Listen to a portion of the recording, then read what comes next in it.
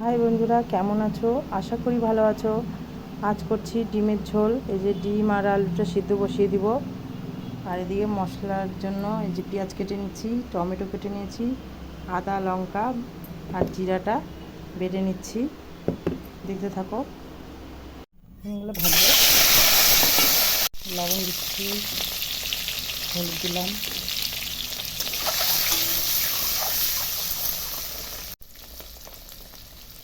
ডিমগুলো ভাজা হয়ে গেছে লাল লাল করে, এখন উঠিয়ে নেব।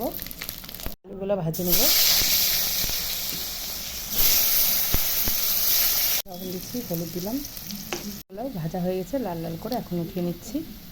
এখন পেঁয়াজটা সম্বারের জন্য শুকনো লঙ্কা তেজপাতা দিলাম, জিরা,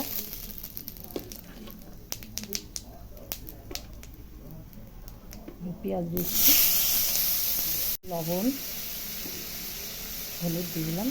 লঙ্কা আদা আর জিরাটা বেটে নিয়েছি। টমেটোগুলো দিয়ে দিলাম।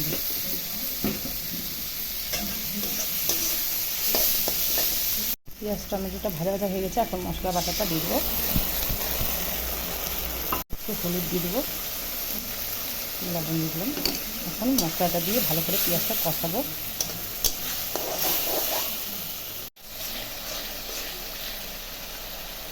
এখন একটু কাশ্মীরি শুকনো লঙ্কা গুঁড়ো দেবো কালার আসার জন্য। মশলাটা অনেকটা কষে গেছে, এখন ডিম আর আলুগুলো দিয়ে দেবো।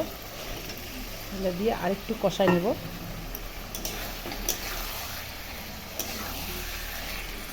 বেশি ঝোল দেবো না, মাখা মাখা করবো। একটু চিনি দিয়ে দেবো স্বাদ মতো। মশলার সঙ্গে অনেকটা মাখা ভাজা ভাজা হয়ে গেছে, এখন ঝোল দেবো অল্প করে।